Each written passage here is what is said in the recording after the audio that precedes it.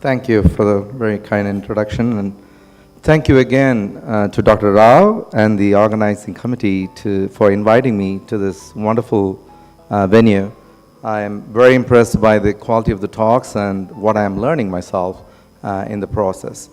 And I hope that you will get excited about the current innovation that's happening in vitro fertilization. I think after ICSI, this is probably the first thing that's a major change in how we think and how we have practiced IVF.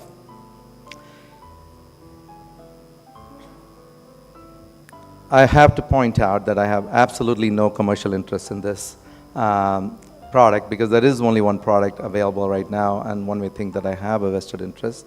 I do not. So the concept is after you obtain the gametes, instead of maturing them inside a petri dish and incubating them in vitro, how can we allow the human body to incubate these gametes and presumably the fertilized embryo as well until it was ready to be transferred inside the uterus, essentially cutting out the need for expensive incubators, embryologists who have to watch over them over the next few days and make sure that the conditions are kept absolutely correct and unwavering. So the objective for me today is to describe to you the principles behind the vaginal incubation, any potential advantages as well as disadvantages, and then looking at the data that supports it becoming mainstream. So the principle is the vaginal cavity has the correct PCO2, partial oxygen, as well as body temperature with as small as possible physiologic variations compared to incubators which would inherently have the variations that go with not only the correct injection of CO2 and oxygen, but in a country like India and other third world countries where you would have fluctuations in the electricity and the possibility of power failure, etc. So that's the main disadvantage with these very expensive systems is maintenance, need for generators if that is a possibility of failure, and of course very expensive HEPA filtered labs that have to maintain the environment as well. So what is it? It's a plastic device that's permeable to gas, allows the equilibrium between the PCO2 and PO2 in the vagina and the ones in the culture medium of the device. So I have in my hand the device. This is the actual rigid shell, and within the shell you have an inner chamber that's called the inner vessel. And this contains the culture medium, the oocyte, as well as the sperm that will then be immediately placed inside this rigid outer shell. The shell is placed inside the retention device, which is really a modified diaphragm, and the patient wakes up with the diaphragm and the InvoCell device inside of her vagina. The potential advantages are, as I mentioned, the ability to use it in a satellite office rather than a big IVF center, possibly even use in rural areas. You have minimal equipment necessity and also the ability, despite the fact that it is so low-key, to treat most cases of infertility. Even though the instructions for use, it is recently approved by FDA, does not approve it for use in severe male factor infertility. Many cases have been reported of ICSI oocytes being used with InvoCell. The more important thing is that you use mild stimulation protocols because there's an inherent limitation. The IFU says 7 oocytes, studies have done up to 10 oocytes, but you cannot hold more than that number of oocytes because the metabolites will get used up very fast in the 3-day incubation period. Again, I'll show you a study that used 5-day incubation periods with transfer of blasts. So obviously, you can extend it up to 5 days, but currently it is licensed for use only up to 3 days.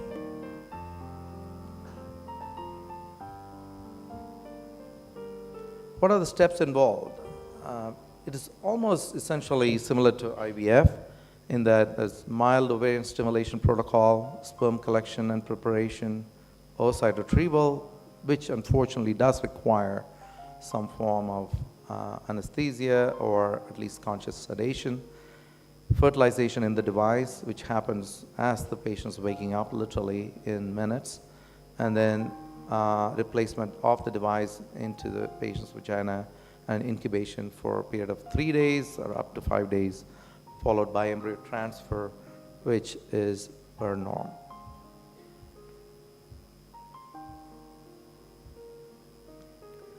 So what is this device? As I explained to you, it is that it's a rigid capsule. In fact, I can pass this around to the audience if somebody wants to take it.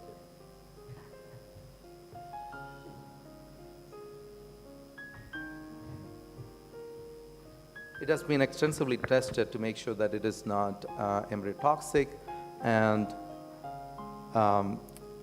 the two gametes are placed in the InvoCell device, and then currently the IFU states in the day 3 of development is transferred back into the uterus, though the last study that I'll show you involved taking the embryos up to blast and transferring them as blasts.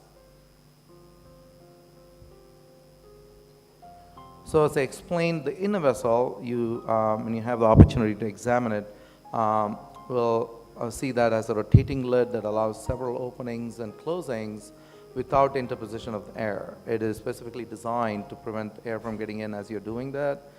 There's a small orifice in the valve that limits and prevents the loss of gametes, and the microchamber collects the embryos and the observation of them directly under the microscope through the chamber.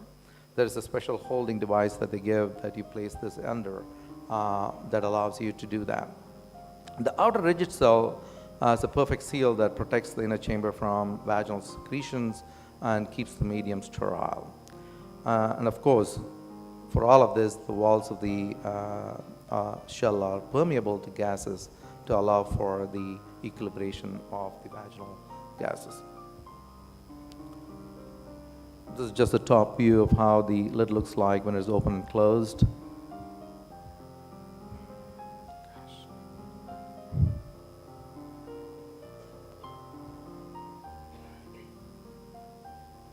And this is how the device looks when it's placed inside the special retention device. It's just a modified diaphragm, but it is specially modified so that it will hold this device in the diaphragm without falling out. And the placement is like any other placement of a diaphragm. The device is kept inside the diaphragm and then it is placed against the fornix. And the interesting part is that you can look at the embryo through the device inside the docking station, and you can look through under the microscope at the blastocysts or the embryo, the day 3 embryos, before you collect them and transfer them. And that is, as you can see, mouse blastocysts that have been photographed inside the device.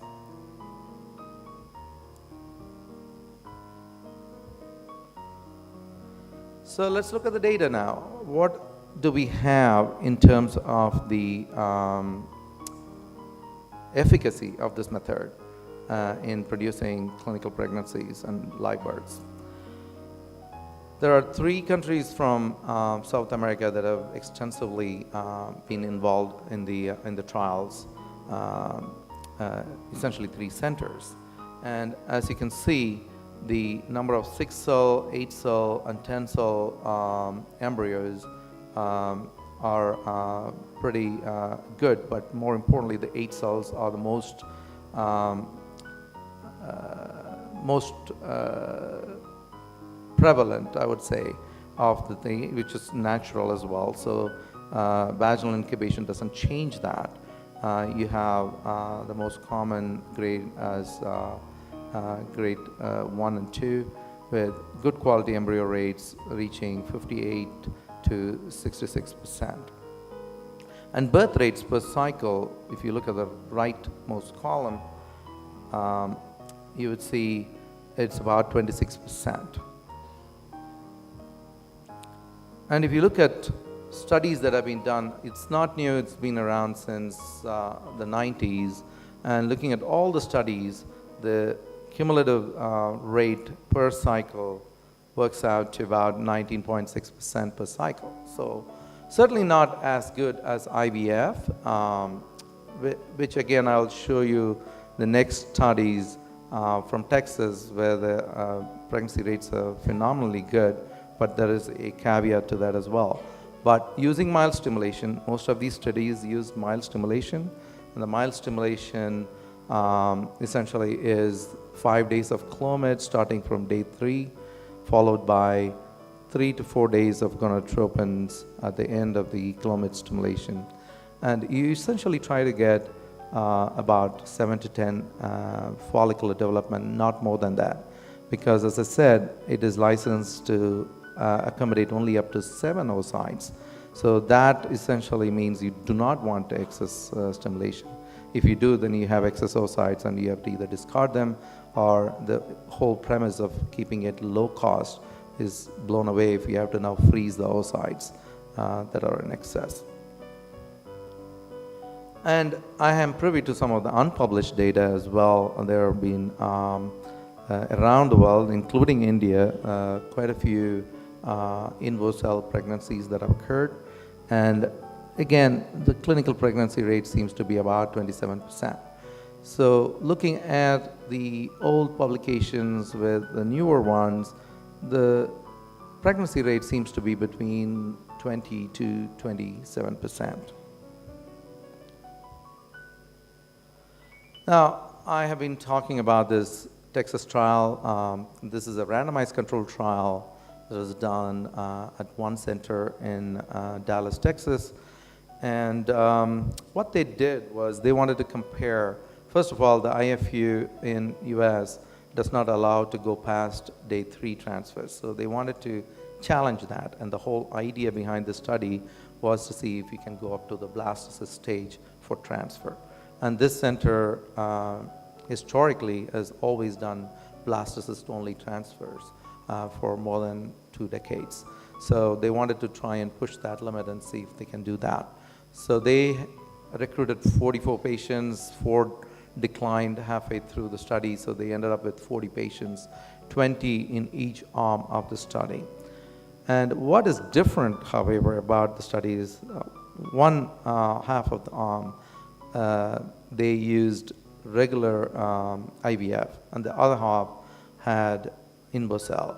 So in order to be able to do regular IVF, their stimulation protocol was not mild. So that is the first important thing to bear in mind as you look at the data here. So 20 patients in each arm, so same protocol until day 10, and they were randomized. That was the beauty of it. They didn't know ahead of time which arm they were going into. So on day 10, they had a blinded envelope, and they pulled out the envelope to decide whether the patient was going to be in the INVOcell arm or whether she was going to follow the traditional IVF.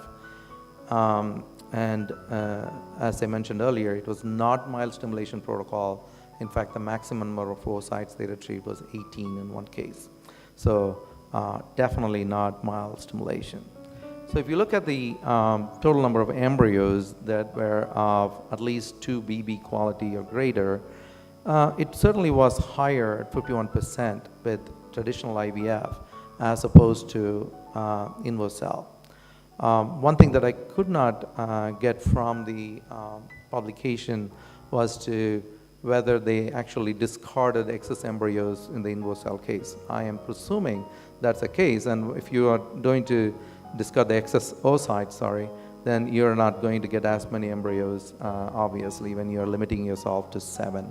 And in this case, I know they used 10. So even so, they may have had, if they had 18 oocytes and they discarded 8, whereas in the traditional IVF, they used all 18, they would definitely have more embryos to deal with. And if you look at the percentage of the embryos transferred, of course, not all the embryos, clearly it was equally as good. So in terms of the number of embryos transferred, they had almost similar number of embryos transferred. So if one wonders whether you will have enough embryos to transfer to these patients, clearly they have very good quality embryos and at similar rates between the two arms. And the pregnancy rates clearly are very, very good. But then this center has very good success rates with IVF itself. They've always had in excess or very close to 50% pregnancy rates. And you can see this is no exception. But what is very interesting is even using InvoCell, their success rate approached what they had with traditional IVF.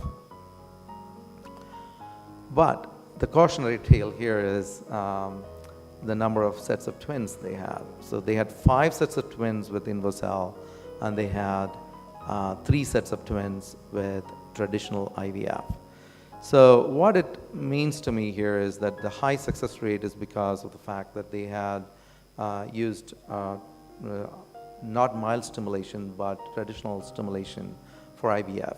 And they also ended up transferring, I think, more embryos than they would normally have done because this was a study and they wanted to make sure that there was good outcome.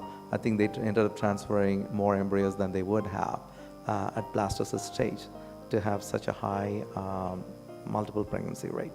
So my thinking, again, this is totally conjecture, is that if they had adhered to good principles in terms of transferring limited number of embryos at day 5 stage, the success rate may not have been as good, perhaps closer to what it is with the other studies that showed between 20 and 27%. So the conclusion from that I would like to make is pregnancy rates are between IUI and IVF with vaginal culture systems. And the potential use for this is lowering costs. Even in US, it is the cost is very prohibitive for patients to do IVF. And there is an option for patients who can perhaps afford less than an IVF but would like to move beyond the IUI treatment stage to be offered this, because they may not have any embryos to freeze afterwards, but at least they may be able to get a pregnancy out of it at a lower cost. And more importantly as well, from a point of view of how the patient's health is affected, a milder stimulation does result in decreased incidence of ovarian hyperstimulation syndrome. And also in a Indian context, access to rural settings or satellite clinics that can be administered from, say, a big city like Bangalore is a very, very important consideration to keep, as we find that women in these rural areas do not get as good a health care as women in big cities. With that, I conclude this. Thank you.